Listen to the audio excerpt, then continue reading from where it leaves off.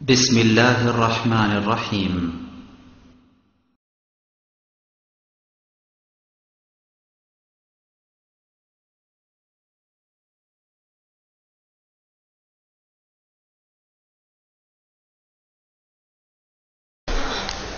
إن الحمد لله نحمده ونستعينه من يهده الله فلا مضل له ومن يضلل فلا هادي له وأشهد أن لا إله إلا الله وحده لا شريك له وأشهد أن محمدا عبده ورسوله أما بعد فإن خير الحديث كتاب الله وخير الهدى هدى محمد صلى الله عليه وسلم وشر الأمور محدثاتها وكل محدثة بدعة وكل بدعة ضلالة وكل ضلالة في النار. أعوذ بالله من الشيطان الرجيم. ويخرون للأذقان يبكون ويزيدهم خشوعا. عن أبي هريرة رضي الله تعالى عنه قال قال رسول الله صلى الله عليه وسلم لو تعلمون ما أعلم لبكيتم كثير ولا ضحكتم قليل. رواه البخاري ومسلم. عن أبي هريرة رضي الله تعالى عنه قال قال رسول الله صلى الله عليه وسلم لن يلج الرجل النار حتى يلج اللبن في الزرع وما يستمع গোবারুন ফি সাবিলিল্লাহ ও দোখান জাহান্নাম। রাহুল বাইহাকি বেসানাদিন সাহি। সম্মানিত মসজিদের মুসল্লি, প্রশংসা আল্লাহর জন্য, শান্তি অবতীর্ণ হোক আল্লাহ রাসূলের উপর সাল্লাল্লাহু আলাইহি ওয়াসাল্লাম। আজ জুমার খুতবায় সংক্ষিপ্ত বক্তব্যের বিষয় আল্লাহ ভীতি। আল্লাহকে ভয় করা সম্পর্কে আল্লাহর দরবারে অপরাধী হিসাবে কান্নাকাটি করা সম্পর্কে এক গুরুত্বপূর্ণ তথ্যবহুল বিবরণের চেষ্টা করব ইনশাআল্লাহুল আজিজ। এ কথাই ঠিক যে মানুষ আল্লাহকে ভয় করবে যখন মানুষ বুঝবে, যখন মানুষ জানবে। মানুষ জানে না, বুঝে না বলেই আল্লাহকে ভয় করে না, বেপরোয়া সমাজে চলে, বিবেকহীনভাবে চলে, যার ফলাফল মানুষকে একদিন না একদিন ভোগ করতেই হইবে। সেদিন আর বেশি দূরে নয় যেদিন দিন চলে আসবে মানুষকে হিসাবের মুখোমুখি হতে হবে। প্রত্যেকটা মানুষকে আল্লাহর দরবারে হিসাবের মুখোমুখি হতে হবে এবং তা খুব কঠিন ও কঠোর। পরিস্থিতি খুব কঠিন ও কঠোর। হিসাবের মুখোমুখি হওয়ার বিষয়টি রাসূল সাল্লাল্লাহু আলাইহি ওয়াসাল্লাম একদা এভাবে বলেন যে মা মিন মুসলিম ইয়াতাকাল্লামু ইয়াউমাল্লাহ ইয়াউমাল কিয়ামাহ। প্রত্যেকটা মানুষকে বিচারের মাঠে আল্লাহর সামনে কথা বলতে হবে। লাইসা বাইনাহু অবাইনাহু তারজমান। ওই সময়তে ব্যক্তির মাঝে আর আল্লাহর মাঝে কোনো দোভাষী থাকবে না।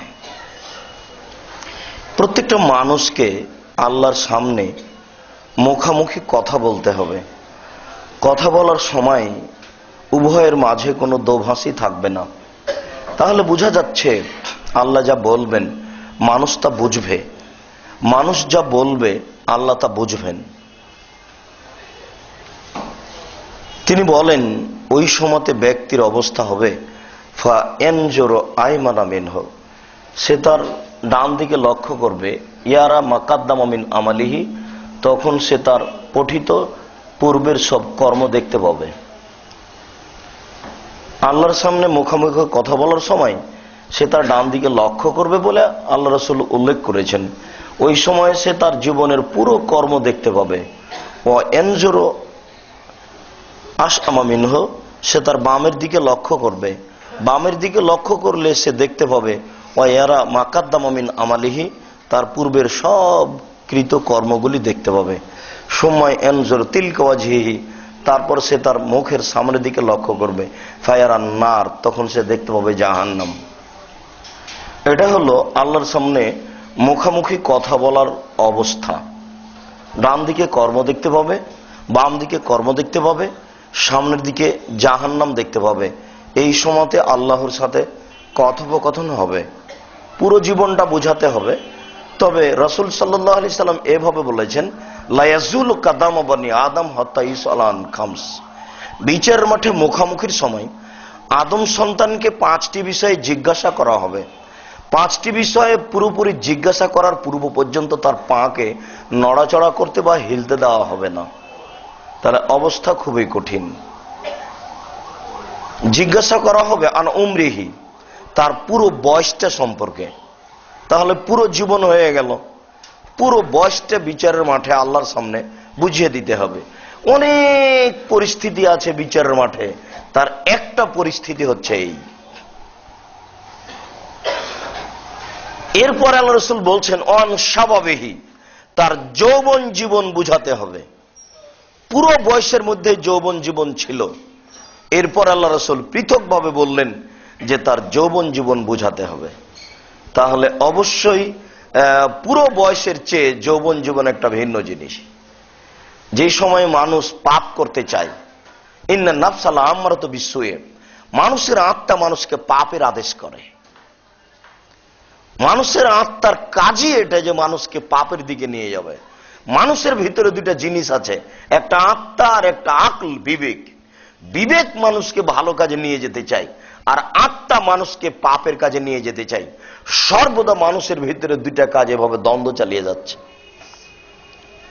খুব কম মানুষই এমন আছে যারা বিবেক দিয়ে কাজ নিতে পারে। আর আরেকটা জিনিস জটিলতা, যে দিন যত যাবে মানুষের বিবেক তত লোপ পাবে। দিন যত যাবে অন্যায় অবিচার তত বাড়বে, সমাজের দুর্বল পরিস্থিতি তত বেশি হবে। দিন যত যাবে মানুষের বিবেক বুদ্ধি তত হারিয়ে যাবে। মানুষ তখন আর মানুষ থাকবে না, মানুষ তখন হবে পশু। এমন একটা দিন আছে। আর মানুষ মানুষ হতে পারে 3টি পদ্ধতিতে। মানুষ মানুষ হতে পারে 3টি পদ্ধতিতে। রাসূল সাল্লাল্লাহু আলাইহি ওয়াসাল্লাম বলছেন, মানরা মিনকুম মুনকারান ফালিগাইরুহু বিয়াদিহি, যে কোনো অন্যায় দেখলে যে কোনো মূল্যে যখন ঠেকাতে পারে তখন মানুষ মানুষ। যে কোনো অন্যায় দেখলে যে কোনো মূল্যে ঠেকাতে পারে তখনই মানুষ মানুষ। মানুষ মানে যার ভিতরে মানবতা আছে। মানবতা বিরোধী কাজ মানুষ করে না। যখন মানুষ করে তখন আর মানুষ মানুষ থাকে না। এই জন্য এই কথাও আল্লাহ তাআলা বহু জায়গায় বলেছেন, ও তখন মানুষ নয়, ও হচ্ছে পশু, ও পশুর চেয়েও খারাপ। মানুষ 3টি পদ্ধতিতে মানুষ হতে পারে। তার একটা হচ্ছে ফাইল্লাম ইস্তাতে ফাবিলিসানিহি, যদি সে অন্যায়কে যে কোনো মূল্যে ঠেকাতে না পারে তাহলে মুখে বলবে যে এটা ঠিক নয়। যে কোনো মূল্যে মানে শক্তি প্রয়োগ করে। যদি শক্তি প্রয়োগ করে সম্ভব না হয় তাহলে মুখে বলতে হবে এটা ঠিক নয়। যদি মুখেও ঠেকাতে না পারে তাহলে অন্তর দিয়ে ঘৃণা করবে। যখন মুখে ঠেকায় তখনও সে মানুষ। যখন মুখে ঠেকাতে না পারে অন্তর দিয়ে ঘৃণা করে তখনও সে মানুষ। যখন 3টার কোনোটাই করে না তখন সে আর মানুষ নয়। রাস্তাঘাটের কথাটা ছেড়ে দিলাম, আপনার নিজের পারিবারিক কথাটা বলি। রাত্রি 12টার সময় ছেলে মেয়ে অপর ঘরে অন্য ঘরে ঘুমিয়ে গেছে, তখন আপনি টিভিটা চালু করে দিয়ে বহির্বিশ্বে চলে গেছেন, তখন কি আপনি মানুষ? তখন তো আপনার সামনে ল্যাংটা মেয়ে নাচছে, তখন কি আপনি মনে করছেন যে আমি মানুষ? একটা মানুষ তাহাজ্জুদ পড়ে এরপরে রাস্তায় দোকানে বসে আছে, মেয়ে নাচছে, তাহলে কি সে মানুষ? 3টার যে কোনো একটা কাজ না করতে পারলে মানুষ মানুষ থাকে না, তাহলে সে তখন আর মানুষ নয়, তখন সে পশু। আল্লাহ তাআলা বলছেন, অতীন ডোমর ফলের কসম, ও জাইতুন জাইতুন ফলের কসম, ও তুরে সিনিন তুর পাহাড়ের কসম, ও হাদাল বালাদিল আমিন, এই কাবা ঘরের কসম, লাকাদ খালাকনাল ইনসানা ফি আহসানি তাকবীম, আমি মানুষকে অতীব উত্তম করে সুন্দর করে সৃষ্টি করেছি। যখন আমাকে মানেনি সুমারাদানাহু আসফালা সাফিলিন, আমি তখন তাকে সর্বনিম্নে উল্টা ফিরিয়েছি।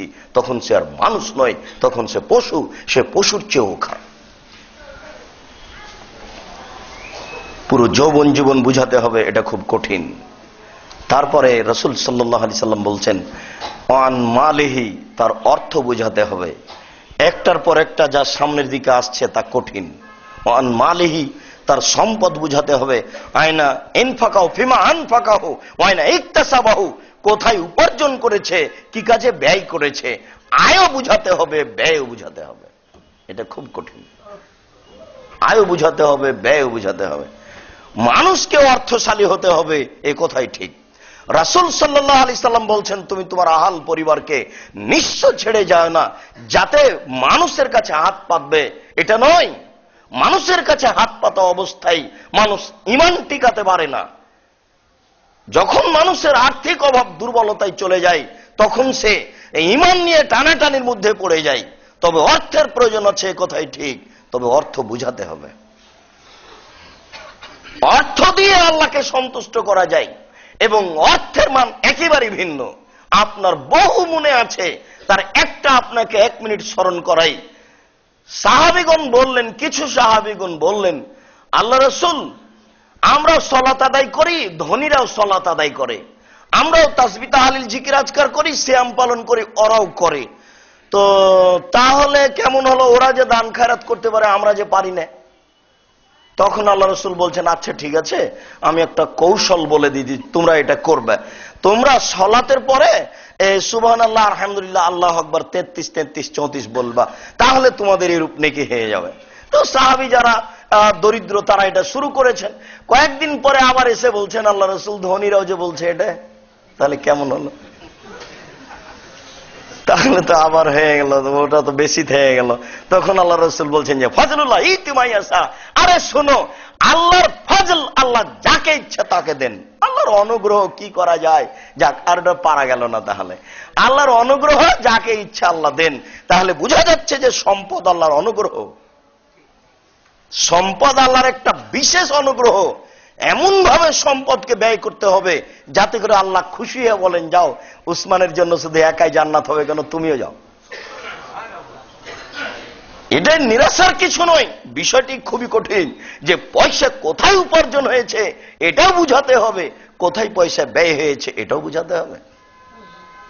ছেলে চাইলো, আব্বু 16 ডিসেম্বর কিছু পয়সা দেন, চাঁদা দিতে হবে, আপনি দিয়ে দিলেন জি না, এ পয়সা বুঝাতে হবে। অসম্ভব, শিরকি কাজে পয়সা ব্যয় করা যায় না। সরকার করছে এই জন্য আপনাকে মেনে নিতে হবে। গর্তে লুকিয়ে ঈমান বাঁচাতে হয়, আপনি খোলাখুলি ঈমান বাঁচাবেন কেন? গর্তে লুকিয়ে ঈমান বাঁচাতে হয়। বহু হাদিস এরকম আছে যে আগুনের উপরে যেমন থাকা কঠিন, ঈমানের উপরে তেমন থাকা কঠিন। তো সেটা কখন বুঝতেই তো পারি না। নিজের সুবিধা মতো তো চলতে পারছি, তো আগুনের উপরে থাকা এটা তো বুঝলাম না, সুবিধা মতোই চলছি। সরকার আপনি তার তো গতিতে চলবেই।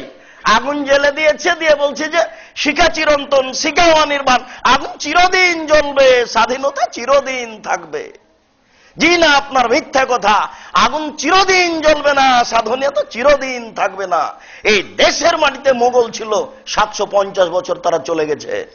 এই দেশের মাটিতে ইংরেজ ছিল 190 বছর, তারা চলে গেছে। এই দেশের মাটিতে পাকিস্তানিরা ছিল 24 বছর, তারা চলে গেছে।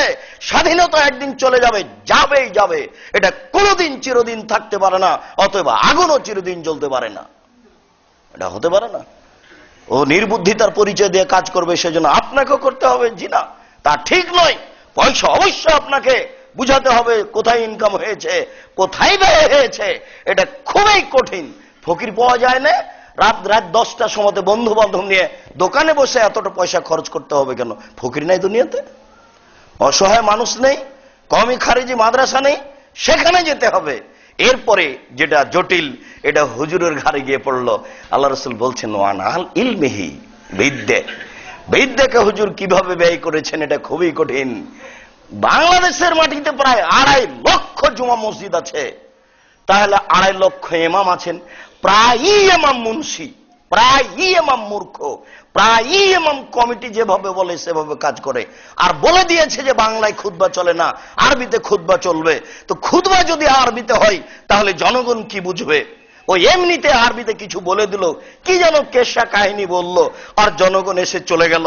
এই যে বাইতুল মুকাররম, এখানে হাজার হাজার মুসল্লি, ইনি যদি এরকম ভাবে জুমার খুতবায় উঠে এক বলিষ্ঠ কণ্ঠে কোরআন এবং সহিহ হাদিসের একবারে সুন্দর করে অনুবাদ করে দেন, তাহলে জাতি বুঝতে পারবে বক্তব্য হচ্ছে এই।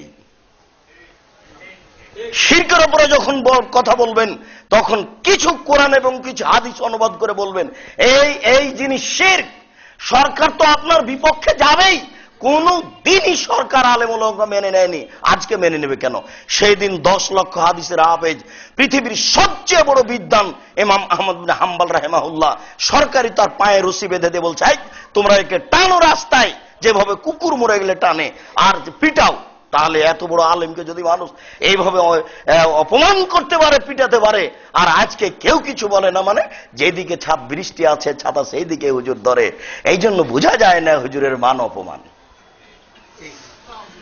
রাসূল সাল্লাল্লাহু আলাইহি সাল্লাম তার বিদ্বেষ সম্পর্কে কঠিন ভাবে জিজ্ঞাসা করবেন। ও কোরআন মুখস্থ করেছে মিলাদ করার জন্য, ওর মতো নির্বুদ্ধির পরিচয় দিয়ে কেউ আছে? বেহুশ মানুষ, জ্ঞানহীন মানুষ, ও কোরআন মুখস্থ করেছে মিলাদ করার জন্য। এই দেশের ধনী মানুষ বাড়ি তৈরি করেছে, সেই জন্য ওই বোকা মানুষগুলোকে ডেকে নিয়ে এসছে, 10টা ছাত্র আর একটা হাফেজ।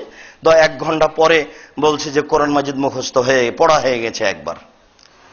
খাওয়ার দিবে ইচ্ছে, আর কিছু নাজরানা দিবে। ওরা যখন যাচ্ছে তখন বলছে তুমি কতটুকু? বলে আমি কিছুই পড়িনি। ও তুমি বলে আমি 2-4 আয়াত পড়েছি। এমনি গল্প করছে ওরা কিছুক্ষণ, এইভাবে চলে গেছে। এই যেমন ফাঁকি দেয়, ওইও তেমন ফাঁকি দেয়। সবাই একই রকম, কেউ বুঝতে চায়। বলছিলাম, মানুষ যদি আল্লাহকে চিনতে পারত তাহলেই আল্লাহকে মানুষ ভয় করত। মানুষ আল্লাহকে চিনতে পারে নাই বলে আল্লাহকে ভয় করে না। মানুষের আল্লাহকে ভয় করা উচিত। আল্লাহ তাআলা বলছেন, ওয়ায়াখিরুনা লিল আযকানে ইয়াবকুনা ওয়া ইয়াজিদুহুম খুশুয়া। এক শ্রেণীর মানুষ আল্লাহর ভয়ে ভীত হয়ে লুটিয়ে পড়ে, কান্নাকাটি করে। তাদের কান্নাকাটির শব্দ তাদের ভীতিকে আরো বেশি করে দেয়। এরকম পরিবেশ আমার আপনার আছে কি? বিষয়টা কেমন হয়ে যাচ্ছে? আজও এক শ্রেণীর মানুষ পৃথিবীতে আছে, আমার এই দেশে না থাক সেই দেশে আছে, এই জেলাতে না থাক সেই জেলাতে আছে। বহু মানুষ আছে যারা একেবারে আল্লাহর ভয়ে ভীত হয়ে মাটিতে লুটিয়ে পড়ে, কান্নাকাটি করে। তাদের কান্নাকাটির শব্দ তাদের আল্লাহ ভীতিকে আরো বেশি করে দেয়। আল্লাহ তাআলা বলছেন, আফামিন হাযাল হাদিসে তাযাবুনা ওয়া তাযহাকুনা ওয়া লা তাবকুনা। তোমরা এমন মানুষ কিয়ামতের কথা শুনে হাসাহাসি করো, তোমরা এমন মানুষ কিয়ামতের কথা শুনে আশ্চর্য হও এবং কান্নাকাটি করো না। তোমাদের উচিত কিয়ামতকে অস্বীকার না করা, কান্নাকাটি করা। আল্লাহ চাচ্ছেন তোমরা কিয়ামতকে আশ্চর্য হও কেন? তোমরা পরকালকে বিশ্বাস করো না কেন? তোমরা কান্নাকাটি করো না কেন? আল্লাহ তাআলা চাচ্ছেন যে তোমরা কান্নাকাটি করো। আবু হুরায়রা রাদিয়াল্লাহু তাআলা আনহু বলেন, রাসূল সাল্লাল্লাহু আলাইহি ওয়াসাল্লাম বলেছেন, সাবাতুন ইজিল্লুহুমুল্লাহু তাআলা ফি জিল্লিহি ইয়াওমা লা জিল্লা ইল্লা জিল্লুহু। 7 শ্রেণীর মানুষ রয়েছে যারা বিচারের মাঠে বিশেষ ছায়াতলে থাকবে, যেদিন আল্লাহর ছায়া ছাড়া আর কোনো ছায়া থাকবে না। সেই দিন 7 শ্রেণীর মানুষ বিশেষ ছায়াতলে থাকবে। তার এক শ্রেণীর মানুষ হচ্ছে ইমামুন আদিল, ন্যায়পরায়ণ নেতা। এদেশের নেতা নেত্রী জাতিকে শোষণ করে নেতৃত্ব দেয়। এদের নেতৃত্ব দিতে হলে সুলাইমান আলাইহিস সালামকে পড়তে হবে, বাদশাহ জুলকারনাইনকে পড়তে হবে। জাতির উপরে অত্যাচার করে, জাতিকে শোষণ করে, জাতির উপরে জুলুম চালিয়ে মানুষ কোনোদিন নেতৃত্ব দিতে পারে না, তার নেতৃত্ব টিকতেও পারে না। আসলে এদের নেতৃত্ব কি জিনিস এটা তারা জানেও না, আর জানার ভিতরে জানার জন্য যোগ্যতা অর্জন করার ক্ষমতাও নেই। এখন তো মানুষ যারা নেতৃত্ব দিচ্ছে তারা ছবি মূর্তি নিয়ে ব্যস্ত আর পয়সা পাতি লুটার জন্য ব্যস্ত। যে যখন আসে তখন জাতির পয়সাকে লুটে নেয় আর নিজের ছবি মূর্তিকে রাস্তাতে ঝুলিয়ে ধরে। এটাই হলো তাদের কাজ, তাদের কাছে আর কিছু নেই। ন্যায়পরায়ণ নেতা হওয়া একটা বিশেষ ব্যাপার। নইলে আল্লাহ রাসূল এভাবে কেন বলছেন? বিচারের মাঠে যেদিন আল্লাহর ছায়া ছাড়া বিশেষ ছায়া থাকবে, সেদিন এক শ্রেণীর মানুষ সে ছায়া গ্রহণ করবে। তার এক নাম্বার হচ্ছে ন্যায়পরায়ণ নেতা। সে নেতা কে? 2, রাজুলুন শাবুন নাশা ফি ইবাদাতিল্লাহ, বাল্য জীবন থেকে যারা ইবাদতে অভ্যাসী, 7 বছর বয়সে সালাত শুরু করেছে, 10 বছর বয়সে সিয়াম পালন করে, নিয়মিত তাহাজ্জুদ পড়ে, আল্লাহকে মান্য করে, এরকম শ্রেণীর মানুষ বিশেষ ছায়াতলে থাকবে। 3, রাজুলুন কালবুহু মুআল্লাকুন ফিল মসজিদ, ওই ব্যক্তি যার অন্তর মসজিদে ঝুলন্ত থাকে, জোহরের সালাত আদায় করে বাড়ি থেকে বের হয়েছে, মসজিদ থেকে বের হয়েছে, বাড়ি গেছে, আবার ভাবছে কখন মসজিদে ফিরে যাব, কখন মসজিদে ফিরে যাব, এমনটা ভাবে যারা, তারাই বিশেষ ছায়াতলে থাকবে। ও রাজুলানে তাহাব্বা ফিল্লাহে ওয়া ইজতামা আলাইহি, ওই 2 মানুষও বিশেষ ছায়াতলে থাকবে যারা আল্লাহর ভালোবাসার জন্যই সম্পর্ক, ভ্রাতৃত্বভাব গড়িয়েছে, আর আল্লাহর ভালোবাসার জন্যই সম্পর্ক ছেড়ে দিয়েছে। যেমন কথার কথা আমরা শুনেছি যে আব্দুল রাজ্জাক সাহেব সেদিন বলছিলেন যে 3 শ্রেণীর মানুষ জাহান্নামে যাবেই, ওরা জান্নাতে যাবে না। 3 শ্রেণীর মানুষ জাহান্নামে যাবেই, ওরা জান্নাতে যাবে না। তার এক শ্রেণীর মানুষ হচ্ছে মধুমেনুল খামরা, নিয়মিত যারা বিড়ি, তামাক, জর্দা, সিগারেট, গুল খায়, তারা জাহান্নামে যাবে। ও রাজালাতু মিনান নিসায়ে, পুরুষের বেশধারী নারী যারা, তারা জাহান্নামে যাবে। যারা বাড়িতে বেহায়াইর সুযোগ দিয়েছে, তারা জাহান্নামে যাবে। এখন মসজিদ থেকে বের হয়ে বলছি, বন্ধু আজ থেকে আর কিন্তু সিগারেট খাওয়া হবে না। কয়েকদিন বলার পরে দেখা গেল যে সে নিজের কর্মে বহাল আছে, তাহলে তার সাথে বন্ধুত্ব ছেড়ে দিতে হবে, মোবাইল যোগাযোগ ছেড়ে দিতে হবে, যখন তখন দাওয়াত ছেড়ে দিতে হবে। এ কথাই ঠিক। তাহলেই বিচারের মাঠে বিশেষ ছায়াতলে থাকার সুযোগ হবে। রাসূল সাল্লাল্লাহু আলাইহি সাল্লাম বলেন 4, ও রাজুলুন যাকারাল্লাহ খালিয়ান ফাফাজাতাইনাহু, যাকারাল্লাহ খালিয়ান ফাফাজাতাইনাহু, ওই ব্যক্তি, ওরাই বিচারের মাঠে বিশেষ ছায়াতলে থাকবে যারা নির্জনে আল্লাহকে ডাকে, ডাকার সময়তে 2 চোখের পানি ঝরঝর ঝরঝর করে ঝরে। এটাই হলো আলোচনার সাথে সম্পৃক্ত। এমন কোন সময় ঘটে কি আপনার, যখন আপনি একাই আছেন, আর কেউ নেই, ঘরের দরজা বন্ধ করা আছে, আহাল পরিবার ঘুমিয়ে আছে, এরকম সময় আপনি আল্লাহকে ডাকছেন, আপনার 2 চোখের পানি ঝরছে? এমন ঘটনা ঘটে কি? ঘটতেই হবে, যখন তখন হতে হবে, এমনটা হতেই হবে, যখন তখন হতে হবে। তাহলে আপনি বিচারের মাঠে বিশেষ ছায়াতলে থাকার সুযোগ পাবেন। আবু হুরায়রা রাদিয়াল্লাহু তাআলা আনহু বলেন, রাসূল সাল্লাল্লাহু আলাইহি ওয়াসাল্লাম বলেছেন, 3টা মানুষ রাস্তায় চলছিল, 3 জন মানুষ রাস্তায় চলছিল, চলতে চলতে বৃষ্টি আসলো, তারা গর্তের মধ্যে ঢুকে গেল। বৃষ্টির কারণে ঢুকতেই একটা বড় পাথর মুখের উপরে আসলো।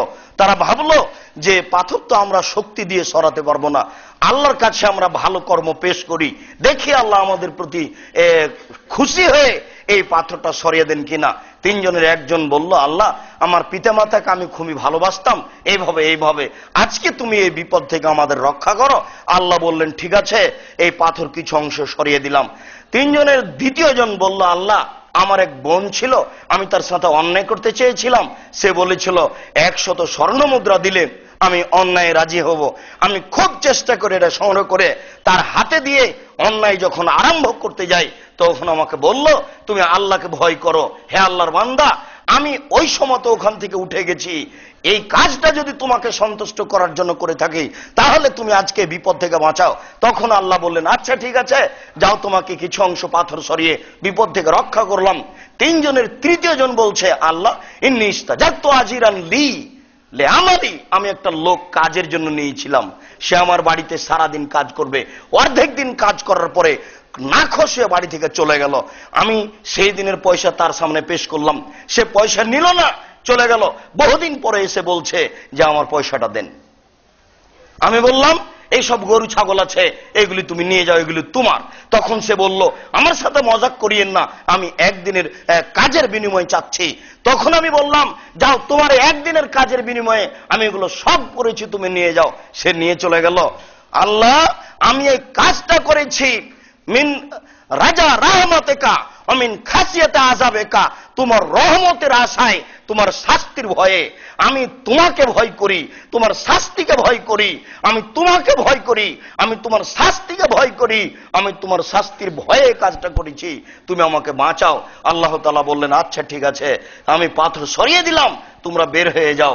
দেখেন বিপদ থেকে তো বাঁচলোই, আল্লাহর ভয়ে কাজটা করেছে, আল্লাহর ভয়ে কান্নাকাটি করে বলেই আল্লাহ তাআলা তাকে বিপদ থেকে রক্ষা করলেন। আল্লাহ আমাদেরকে এটা বুঝার এবং আমল করার তৌফিক দান করুক, আল্লাহুম্মা আমিন। আল্লাহুম্মা সাল্লি আলাইহি আল্লাহুম্মা বারিক আলাইহি। আলহামদুলিল্লাহি ওয়াহদা ওয়াসসালাতু ওয়াসসালামু আলা মান লা নাবিয়্যা বাদা। আবু হুরায়রা রাদিয়াল্লাহু তাআলা আনহু বলেন, রাসূল সাল্লাল্লাহু আলাইহি ওয়াসাল্লাম বলেছেন, ওয়াল্লাযী নাফসি বিয়াদিহি, আল্লাহর কসম, আমি মুহাম্মদ সাল্লাল্লাহু আলাইহি সাল্লাম বলছি, আল্লাহর কসম, আমি মুহাম্মদ বলছি, আল্লাহর কসম, লা তা'লামুনা মা আ'লামু, তোমরা যদি জানতে আমি যেমন জানি, তোমরা যদি জানতে আল্লাহকে আমি যেমন জানি, লা বাকাইতুম কাসির ওয়ালা যাহিকতুম কালিল, তাহলে তোমরা বেশি বেশি কাঁদতে, কম কম হাসতে। তাহলে তো আমরা আমাদের জীবনে কান্না দেখতেই পাই না, রাত দিন তো হাসি তামাশা। তাহলে বোঝা যাচ্ছে যে আল্লাহকে আমরা চিনি না বা বুঝি না বা মানি না। কথার সঙ্গে একেবারে হুবহু উল্টা হয়ে গেল। আল্লাহ রাসূল বলছেন, আল্লাহর কসম, আমি আল্লাহর কসম করে বলছি, তোমরা যদি আল্লাহকে জানতে আমি যেমন জানি, তাহলে তোমরা বেশি বেশি কাঁদতে, কম কম হাসতে। আমাদের জীবনে কান্নার কোনো সময়ই আসে না, কান্নার কোনো পরিবেশই আসে না। যেই সময়তে কাঁদতে হবে সেই সময়তে টিভিটা বন্ধ করে ঘুমিয়ে গেছি, সকাল 8টায় উঠছি। প্রায় মানুষের অভ্যাস সকাল 8টায় উঠা, 8টায় 9টায় উঠা, পয়সাপাতি কিছু ইনকাম করে, সমাজেরও কিছু উপকার করে, কিন্তু এখানে তাদের বড় দুর্বলতা আছে, তারা সকাল 8টায় উঠে। এটা তো পশু প্রাণীর কাজ, এটা মানুষের কাজ কেন হবে? মানুষের কাজ হচ্ছে যে ইয়াকরাহুন নাওমা কাবলা লিশায়ে ওয়া ইয়াকরাহুল কালামা বাদা লিশায়ে।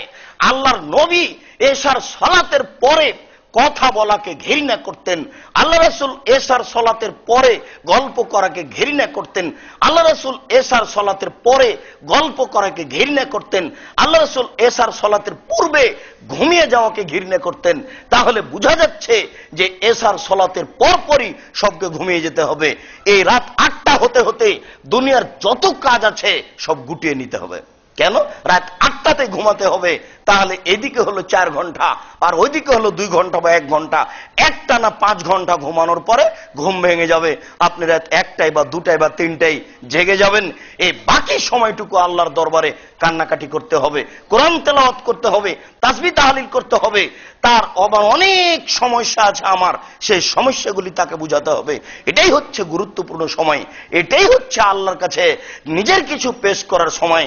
দাউদ আলাইহিস সালাম আহাল পরিবারকে বলতেন, দেখো তোমরা জাগো, পূর্বের মানুষের এটাই কাজ, ভালো মানুষের এটাই কাজ যে তারা রাতের শেষ অংশে জেগে আল্লাহর দরবারে দোয়া প্রার্থনা করবে, কান্নাকাটি করবে।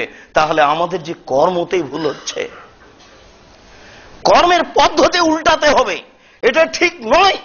এই কর্মের পদ্ধতি উল্টাতে হবে, এশার পরপরই ঘুমিয়ে যেতে হবে। নিতান্ত জরুরি কারণে আল্লাহ রাসূল আবু বকর উমরের সাথে কথা বলতেন। অনেক সময় আয়েশা রাদিয়াল্লাহু তাআলা আনহা বলছেন, এশার সালাতের পরে রাসূল আমার সাথে কথা বলতেন। তাহাজ্জুদ সালাতের পরেও যদি দেখতেন আমি জেগে আছি, তাহলে আমার সাথে কিছু কথা বলতেন। তাহলে এশার সালাতের পরে পারিবারিক কথা বলা যায়, সারা রাতের যে কোনো অংশে স্ত্রীর সাথে কথা বলা যায়, স্ত্রীর সাথে মত বিনিময় করা যায়, যাবতীয় প্রয়োজনীয় কাজগুলি সারা যায়। কিন্তু এই সামাজিক প্রয়োজনীয় কাজ একটাও চলবে না, এবং না চলার জন্য প্রাণপণে চেষ্টা করতে হবে। নিতান্তই জরুরি সেটা ভিন্ন কথা, নইলে আপনি আল্লাহকে চিনতে পারবেন না, কান্নাকাটি করতে পারবেন না, সময় বের করতে পারবেন না। আল্লাহ রাসূলের বাক্যকে যথাযথ মূল্যায়ন করা উচিত। আনাস রাদিয়াল্লাহু তাআলা আনহু বলেন, রাসূল সাল্লাল্লাহু আলাইহি ওয়াসাল্লাম বলেছেন, আইনানে লা তামাসসুহুমান নার, 2টি চক্ষু রয়েছে, 2 শ্রেণীর মানুষ রয়েছে যাদেরকে জাহান্নামের আগুন স্পর্শ করবে না। 2 শ্রেণীর মানুষ রয়েছে যাদেরকে জাহান্নামের আগুন স্পর্শ করবে না। 2 শ্রেণীর চক্ষু রয়েছে, যেই চক্ষু জাহান্নামে যাবে না। তার এক শ্রেণীর চক্ষু হচ্ছে বাকাত মিন খাশিয়াতিল্লাহ, যে চক্ষু আল্লাহর ভয়ে কাঁদে। যে ব্যক্তি আল্লাহর ভয়ে কাঁদে সেই ব্যক্তিকে জাহান্নাম স্পর্শ করবে না। যে ব্যক্তি আল্লাহর ভয়ে কাঁদে সেই ব্যক্তিকে জাহান্নাম স্পর্শ করবে না। ওয়াইনুন তাহরসু ফি সাবিলিল্লাহ, যেই চক্ষু আল্লাহর রাস্তায় পাহারা দেয় তাকে জাহান্নাম স্পর্শ করবে না। যারা আল্লাহর পথে রাত কাটায় তাদেরকে জাহান্নাম স্পর্শ করবে না। তারা দিন ধর্ম নিয়ে যারা রাত কাটায় তাদেরকে জাহান্নাম স্পর্শ করবে না। আবু হুরায়রা রাদিয়াল্লাহু তাআলা আনহু বলেন, রাসূল সাল্লাল্লাহু আলাইহি ওয়াসাল্লাম বলেছেন, লাই ইয়ালাজান নারা রাজুলুন বাকা মিন খাশিয়াতিল্লাহ, ওই ব্যক্তি জাহান্নামে যাবে না, ওই ব্যক্তি জাহান্নামে যাবে না যে ব্যক্তি আল্লাহর ভয়ে কাঁদে। হাত্তা ইয়ালাজাল লাবানু ফি জায়, যেমন ভাবে গাভীর বাঁট থেকে দুধ বের করার পরে আর ভিতরে ঢুকে না, গাভীর বাঁট থেকে দুধ বের করার পরে ভিতরে ঢোকানো যেমন অসম্ভব, আল্লাহর ভয়ে কাঁদে যারা তাদের জাহান্নামে যাওয়া তেমন অসম্ভব। গাভীর বাঁট থেকে দুধ বের করে ভিতরে ঢোকানো যেমন অসম্ভব, আল্লাহর ভয়ে কাঁদে যারা তাদের জাহান্নামে যাওয়া তেমন অসম্ভব। আল্লাহ আমাদেরকে বিষয়টি বুঝার তৌফিক দান করো, আল্লাহুম্মা আমিন। আবু হুরায়রা রাদিয়াল্লাহু তাআলা আনহু বলেন, রাসূল সাল্লাল্লাহু আলাইহি ওয়াসাল্লাম বলেছেন, কাতরাতানে লাইসা শাইউন আহাব্বা ইলাল্লাহি মিন কাতরাতাইনি ওয়া সারাইনি, আল্লাহর নিকটে দুইটি ফোঁটা, দুইটি বিন্দুর চেয়ে পৃথিবীতে কোনো জিনিস প্রিয় নেই, দুইটি চিহ্নর চেয়ে পৃথিবীতে কোনো জিনিস আল্লাহর নিকটে প্রিয় নেই। তাহাজ্জুদ পড়ে আল্লাহকে অত সন্তুষ্ট করা যায় না, দুইটি ফোঁটার বিনিময়ে যত আল্লাহকে সন্তুষ্ট করা যায়। হজ করে আল্লাহকে অতটুকু সন্তুষ্ট করা যায় না, দুইটি ফোঁটার বিনিময়ে যত আল্লাহকে সন্তুষ্ট করা যায়। সিয়াম পালন করে, দান খায়রাত করে, তাসবিহ তাহলিল করে আল্লাহকে অত সন্তুষ্ট করা যায় না, দুইটি ফোঁটার বিনিময়ে আল্লাহকে যত সন্তুষ্ট করা যায়। পৃথিবীতে এমন কোনো কাজই নেই, পৃথিবীতে এমন কোনো কাজই নেই যে কাজের বিনিময়ে আল্লাহকে অত সন্তুষ্ট করা যাবে। দুইটি ফোঁটার বিনিময়ে আল্লাহকে যত সন্তুষ্ট করা যাবে তার একটি ফোঁটা হচ্ছে কাতরাত দমুইন মিন খাশিয়াতিল্লাহ, আল্লাহর ভয়ে চোখের এক ফোঁটা পানি। আল্লাহর ভয়ে চোখের এক ফোঁটা পানি দিয়ে আল্লাহকে যত সন্তুষ্ট করা যায়, পৃথিবীতে আর কোনো পথই নেই যেই পথের মাধ্যমে আল্লাহকে তত সন্তুষ্ট করা যায়। আর একটি ফোঁটা হচ্ছে কাতরাত দমুইন তুহরাকু ফি সাবিলিল্লাহ, আল্লাহ রাস্তায় যুদ্ধ করে রক্তের একটি ফোঁটা। যদিচ এই দেশের মাটিতে যারা কেতাল পার্টি আছে এরা একেবারে অবুঝ নিম্ন শ্রেণীর মানুষ। আব্দুর রহমানের নাম দিয়ে, বাংলা ভাইয়ের নাম দিয়ে এরা এদেশের সরকারকে হত্যা করতে চায় আর আমাদেরকে হত্যা করতে চায়। বইয়ে লিখে দিয়েছে এরা হচ্ছে ইহুদিদের এজেন্ট, আমি নাকি ইহুদিদের এজেন্ট, আমরা নাকি খ্রিস্টানদের এজেন্ট। তোমার বিবেচনা করা দরকার ছিল, তোমার হুঁশ জ্ঞান করা দরকার ছিল। আমরা এ যাবৎ আমরা কওমি মাদ্রাসার ছাত্র, কওমি মাদ্রাসার শিক্ষক, আমরা ইহুদি খ্রিস্টানকে চিনি না, ওদের সাথে আমাদের কোনো যোগাযোগই নেই, এদের সাথে কোনো আমাদের সম্পর্ক থাকলো না। আর তুমি আমাদেরকে ইহুদিদের এজেন্ট বলে তুমি যে কোনো সময়ে পেলে আমাদেরকে হত্যা করবে, আমাদেরকে হত্যা করে শরীরে রক্ত বের করে জান্নাত কিনতে চাচ্ছ? এটা ভুল সিদ্ধান্ত।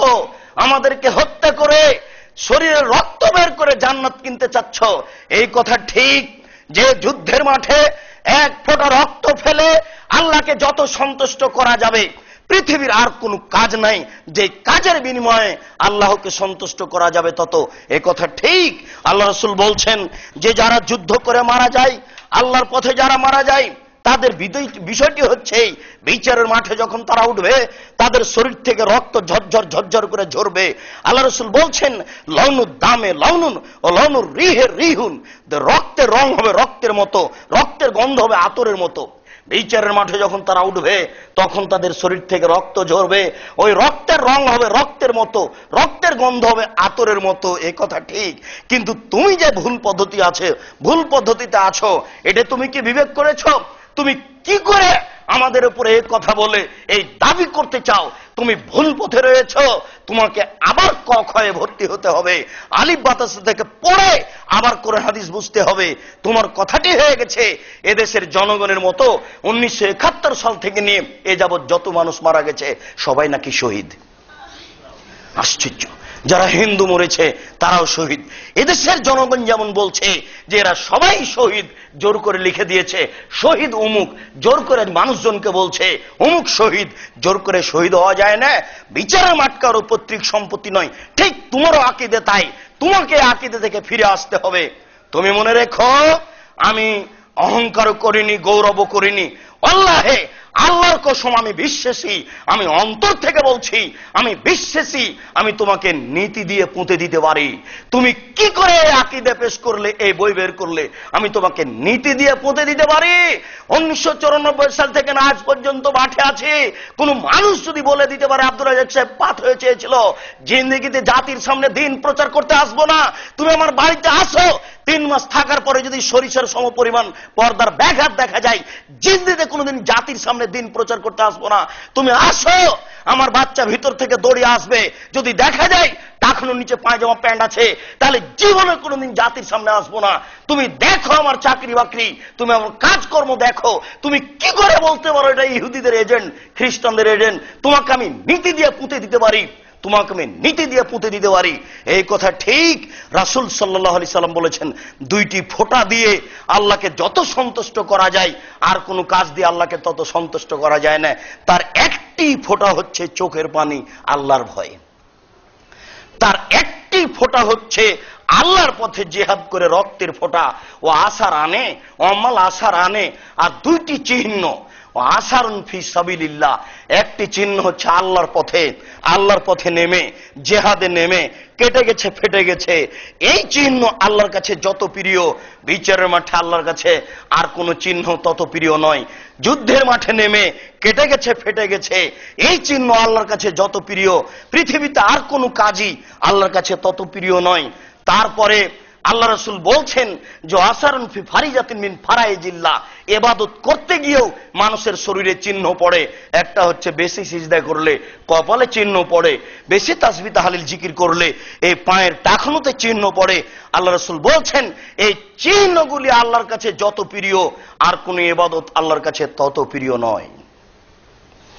2টি ফোঁটা আর 2টি চিহ্ন মনে থাকবে কিনা আবার সিরিয়াল করি, যে একটি ফোঁটা হচ্ছে আল্লাহর ভয়ে চোখের পানি, একটি ফোঁটা হচ্ছে আল্লাহর পথে জিহাদ করে রক্তের ফোঁটা, একটি চিহ্ন হচ্ছে আল্লাহর পথে জিহাদ করে কেটে যাওয়া ফেটে যাওয়া চিহ্ন, আর একটি ফোঁটা হচ্ছে ইবাদত করে কপালে পায়ে এইসব চিহ্ন। সম্মানিত মসজিদের মুসল্লি, প্রথম কাজটাই হচ্ছে আল্লাহর ভয়ে চোখের পানি বের করা। এই 4টার মধ্যে 1 নম্বরে রাসূল সাল্লাল্লাহু আলাইহি সাল্লাম আল্লাহর ভয়ে চোখের পানি বের হওয়াটাকেই রেখেছেন। উকবা বিন আমির রাদিয়াল্লাহু তাআলা আনহু বলেন, রাসূল সাল্লাল্লাহু আলাইহি ওয়াসাল্লামকে একদিন জিজ্ঞাসা করা হলো মান নাজাত, আল্লাহ রাসূল বাঁচার পথ কি? আল্লাহ রাসূলকে জিজ্ঞাসা করা হলো আল্লাহ রাসূল বাঁচার পথ কি, কি করলে আমরা জাহান্নাম থেকে বেঁচে যাব? এমন কি কর্ম রয়েছে যেই কর্মের বিনিময়ে আল্লাহ আমাদেরকে জাহান্নাম থেকে রক্ষা করবেন? আল্লাহ রাসূল বললেন, শোনো, আলজিম লিসানাক, মুখকে বন্ধ করো। এই মুখ যেখানে সেখানে ব্যবহার করিও না, দোকানে বসিও না, এখানে সেখানে কথা বলিও না, এইভাবে গল্প করিও না, এত হাসি মজাক করিও না, মানুষের গীবাত করো না, পরনিন্দা করো না। এই মুখ তোমাকে জাহান্নামে নিয়ে যাবে। তুমি এই মুখকে বন্ধ করো, জরুরি প্রয়োজন ছাড়া, ভালো কথা ছাড়া মুখ ব্যবহার করিও না, মুখ বন্ধ রাখো, তাহলে তুমি জাহান্নাম থেকে বেঁচে যাবা, জান্নাত। 2 ওয়ালাসা বাইতুক, তুমি তোমার বাড়িকে প্রশস্ত করো। জরুরি প্রয়োজন ছাড়া আপনি আর আপনার স্ত্রী বাড়ি ত্যাগ করতে পাবেন না, জরুরি প্রয়োজন ছাড়া আপনি আর আপনার স্ত্রী বাড়ি ত্যাগ করতে পাবেন না। আর আপনার স্ত্রীর ব্যাপারে আরো জরুরি যে আপনি আপনার স্ত্রীকে আপনার বাড়ি ছাড়া কোথাও থাকতে দিবেন না, কোথাও যেতে দিবেন না। আপনার স্ত্রীকে বাড়ি ছাড়া কোথাও থাকতে দিবেন না, কোথাও যেতে দিবেন না। এই যে রাস্তাঘাটে ঘুরছে, এখনো রাস্তায় চলছে, কি হিন্দুর মেয়ে? ও তো মুসলমানের মেয়ে। আপনি কাপুরুষ, আপনি কাপুরুষ, আপনি কাপুরুষ। আপনার কাপুরুষতার ফাঁকে মেয়ে রাস্তায় নেমেছে, নইলে নামবে কেন? ও হাটে বাজারে যাবে কেন? আপনি কি মরেছেন? আপনার বড় ছেলে কি মরেছে? ও কেন মাঠে গেল? ও কেন রাস্তায় গেল? আল্লাহ রাসূল বলছেন, জরুরি প্রয়োজন ছাড়া তুমি আর তোমার স্ত্রী বাড়ি ত্যাগ করবে না। বাড়ি ত্যাগ করলেই ঈমান হারিয়ে যাবে, পরকাল হারিয়ে যাবে। 3 অবকালা খাতিয়াতেক, তুমি তোমার পাপের ভয়ে কাঁদো, তাহলে তুমি জান্নাত পেয়ে যাবা। পাপের ভয়ে কাঁদলেই জান্নাত পাওয়া যায়, পাপের ভয়ে কাঁদলেই জান্নাত পাওয়া যায়। আবু হুরায়রা রাদিয়াল্লাহু তাআলা আনহু বলেন, রাসূল সাল্লাল্লাহু আলাইহি ওয়াসাল্লাম বলেছেন, সালাসাতু উয়ুনিন, 3 শ্রেণীর চক্ষু রয়েছে, লা তামাসসুহুমুন নার, 3 শ্রেণীর চক্ষু রয়েছে, লা তামাসসুহুমুন নার, 3 শ্রেণীর চক্ষু রয়েছে, তাদেরকে জাহান্নাম স্পর্শ করবে না, তাদেরকে জাহান্নাম স্পর্শ করবে না। 1, আইনুন বাকাত মিন খাশিয়াতিল্লাহ, ওই চক্ষু জাহান্নামে যাবে না যে চক্ষু আল্লাহর ভয়ে কাঁদে। ওই ব্যক্তি জাহান্নামে যাবে না যে ব্যক্তি আল্লাহর ভয়ে কাঁদে। 2, হারাসাত ফি সাবিলিল্লাহ, ওই ব্যক্তি জাহান্নামে যাবে না যে ব্যক্তি আল্লাহর রাস্তায় পাহারা দেয়, দিন ধর্ম নিয়ে ভাবে, চিন্তা ভাবনা করে দিন রাত কাটায়, ওরা জাহান্নামে যাবে না। 3, গাজাতান মাহারিমিল্লাহ, ওই চক্ষু জাহান্নামে যাবে না যে চক্ষু বেগানা নারীকে দেখে নিচু হয়ে যায়। এবার কি করবেন? ঢাকা শহরে বসবাস করতে হবে না, ঢাকা শহর ছেড়ে দিতে হবে। কিভাবে রাস্তায় চলবেন? আপনার মেয়েই তো রাস্তায় নেমে রাস্তা দখল করেছে, হাট বাজার দখল করেছে। বহির্বিশ্বের লোক আপনার মেয়েকে মাঠে নামাবে এই জন্য গার্মেন্টস প্রথা চালু করেছে। সবকিছু পরিকল্পনা করে ইহুদি, টাকা দেয় খ্রিস্টান, মাঠকর্মী মুসলমান। মাঠকর্মী মুসলমান, টাকা দেয় খ্রিস্টান, পরিকল্পনা করে ইহুদি। ইহুদি সবচেয়ে খারাপ, ইহুদি সবচেয়ে খারাপ, ইহুদি সবচেয়ে খারাপ। ও আপনার জানি শত্রু, ও আপনার মানি শত্রু, ও আপনার প্রকাশ্য শত্রু। ও আপনাকে কুরবানি করবে, জবে করবে, এটাই তার উদ্দেশ্য। আপনাকে, আপনার স্ত্রীকে, আপনার জাতিকে ধ্বংস করবে, এটাই তার উদ্দেশ্য।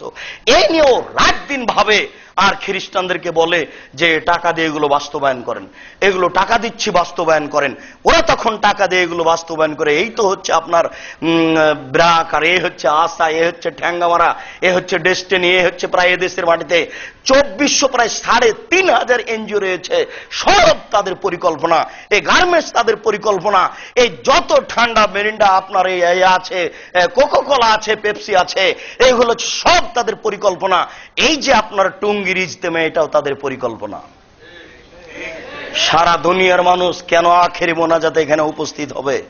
সবাকে ধর্মের নামে সবাকেই ফাঁকি দিচ্ছে।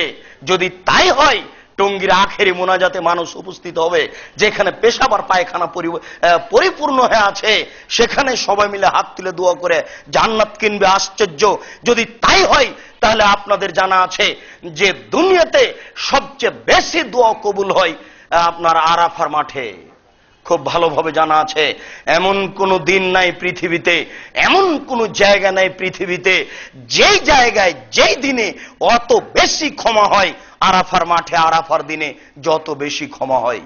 সেটা হোক না কেন লাইলাতুল কাদর, সেটা হোক না কেন জুমার দিন, সেটা হোক না কেন রাতের শেষ অংশ, ওই আরাফার মাঠের চেয়ে, আরাফার দিনের চেয়ে পৃথিবীতে কোনো দিন নেই, পৃথিবীতে কোনো জায়গা নেই যেখানে বেশি ক্ষমা হয়। এরপরেও আল্লাহ রাসূল বহুবার বলেছেন, যারা হজ করতে যায় তারা আল্লাহর মেহমান, যারা হজ করতে যায় তারা আল্লাহর মেহমান, যারা হজ করতে যায় তারা আল্লাহর মেহমান। এবারই হজ যাত্রীদের সংখ্যা ছিল প্রায় 1 কোটি। কাবা ঘরের ইমাম সাহেব আরাফার মাঠে সবাই মিলে প্রায় 1 কোটি আল্লাহর মেহমানকে নিয়ে হাত তুলে দোয়া করলে হতো না? 1 কোটি মানুষ নিয়ে আরাফার মাঠে হাত তুলে দোয়া চলে না? আর এখানে পেশাব পায়খানার মধ্যে তুরাগ নদীর তীরে হাত তুলে দোয়া করা চলে? আর এদেশের নেতা নেত্রী সারা বছর অকাম করে ওখানে উপস্থিত হয়ে পাপ ক্ষমা নিবে? ধর্ম কি পাগল কিছু? জি না, তা নয়। ধর্ম পাগল কিছু নয়। এদেশের নেতা নেত্রী যেমন একাকার হয়ে, নারী পুরুষ একাকার হয়ে কবরে ফুল চড়িয়ে হাত তুলে দোয়া করে, আরে নারী পুরুষ একাকার হয়ে আছে, হিন্দু হাত তুলে দোয়া করছে, একসাথে দাঁড়িয়ে আছে। এরা যেমন ধর্মকে পাগল পেয়েছে, এরা যেমন ধর্মকে হাতের ময়লা মনে করে, এই টুঙ্গির লোকেরা তেমন ধর্মকে পাগল পেয়েছে। এরা ধর্মকে হাতের ময়লা মনে করে, ইচ্ছা মতো ব্যবহার করে। সম্মানিত দিনী ভাই, ভুল বুঝবেন না, নিজেকে হলেও বাঁচাতে হবে। ইব্রাহিম আলাইহিস সালাম একা এক দল। ইব্রাহিম আলাইহিস সালাম তার স্ত্রীকে বলছেন, সারা এই মাটির উপরে 2 জন মুসলমান, আমি আর তুমি। সারা দুনিয়ার মানুষ অমুসলমান, তার চলে আমার চলে না। আমি কেন পাগল হয়ে যাচ্ছি, ভুল বুঝছি যে সেখানে 3 বার উপস্থিত হতে পারলেই হজের নিকি হয়ে যাবে। এটা কি করে হতে পারে? নাউজুবিল্লাহ মিন জালিক। বলছিলাম সম্মানিত মসজিদের মুসল্লি, রাসূল সাল্লাল্লাহু আলাইহি ওয়াসাল্লাম বলছেন যে 3 শ্রেণীর মানুষকে জাহান্নামের আগুন স্পর্শ করবে না। তার 1 শ্রেণীর মানুষ হচ্ছে যারা আল্লাহর ভয়ে কাঁদে, 1 শ্রেণীর মানুষ হচ্ছে যারা আল্লাহ রাস্তায় পাহারা দেয়, আর 1 শ্রেণীর মানুষ হচ্ছে যারা বেগানা নারীকে দেখে চক্ষু নিচু করে নেয়। এটা খুব কঠিন, এরপর আপনাকে করতে হবে। দেখুন তো তাহলে আপনার টিভি দেখাটা কেমনে চলে? বেগানা নারীকে দেখে যদি চক্ষু নিচু করে নিতে হয়, তো রাস্তাতেই তো চলতে পারি না, তা আমার টিভি কিভাবে চলবে? লোকটা তাহাজ্জুদ পড়ে সুন্দর করে বসে আছে টিভির সামনে, তাহাজ্জুদ পড়ে। তাহলে এটা উল্টা হয়ে যাচ্ছে। দেখুন ভুল হচ্ছে, দেখুন সম্মানিত মসজিদের উচ্চ শিক্ষিত মানুষ, ভুল হচ্ছে, দেখুন ভুল হচ্ছে। হাত থেকে ঢেল ছুটে গেলে যেমন ঢেল ধরা যায় না, শ্বাস বন্ধ হয়ে গেলে পাপকে ঠেকানো যাবে না। হাত থেকে ঢেল ছুটে গেলে যেমন ঢেল ধরা যায় না, শ্বাস বন্ধ হয়ে গেলে পাপকে ঠেকানো যাবে না। আপনি তাহাজ্জুদ পড়ে জান্নাত কিনতে পারবেন না যদি এই চাল চলন থাকে। আপনার স্ত্রী আপনার মেয়ে যদি রাস্তাঘাটে ঘুরে, তাহলে আপনি তাহাজ্জুদ পড়ে জান্নাত কিনতে পারবেন না। ওই ব্যক্তি আল্লাহর জাহান্নামে দিবেন না, জাহান্নাম তাকে স্পর্শ করবে না যে ব্যক্তি বেগানা নারীকে দেখে চক্ষু নিচু করে। আল্লাহ তুমি বড় দয়াবান, তুমি বড় ক্ষমাবান, তুমি বড় শক্তিশালী, তোমার অগাধ শক্তি, তুমি সর্বশক্তিমান। আমরা না হয় মানুষ বুঝতে পারি না, তুমি একটু আমাদের অন্তরটা পরিবর্তন করো। আল্লাহ তুমি যদি আমাদের অন্তর পরিবর্তন করো তাহলে মেনে নাও আমাদের খুব সহজ হয়। তুমি বড় দয়াবান, তুমি বড় রহমান। আমরা না হয় আবার তোমার দরবারে বলি আশহাদু আল্লা ইলাহা ইল্লাল্লাহ ওয়া আশহাদু আন্না মুহাম্মাদুর রাসূলুল্লাহ। তোমাকে এক বলে স্বীকারোক্তি দিয়ে, তোমার নবীকে তোমার রাসূল, তোমার বান্দা বলে স্বীকারোক্তি দিয়ে তোমার দরবারে আবারও বলছি, তুমি সর্বশক্তিমান, তুমি আমাদের অন্তরকে পরিবর্তন করো, তুমি আমাদের অন্তরকে পরকালমুখী করো, তুমি আমার অন্তরকে তোমার ভয় ভীতি দিয়ে পরিপূর্ণ করে দাও। আমাদের যারা মারা গেছে তুমি তাদের কবরের শাস্তি ক্ষমা করো, আমরা যারা অসুস্থ তাদের তুমি আরোগ্য দান করো, আমরা যারা বেঁচে আছি তুমি তাদেরকে তোমার রাসূলের পদ্ধতি নিজের চলার তৌফিক দান করো। তুমি আমাদেরকে আবারও বলছি আমাদের অন্তরে ভয় ভীতি দান করো। এই দাবি, এই দাওয়া তোমার দরবারে রেখে আজকের জুমার খুতবা সংক্ষিপ্ত আলোচনা এখানে শেষ করলাম। সাল্লাল্লাহু আলাইহি ওয়াসাল্লাম।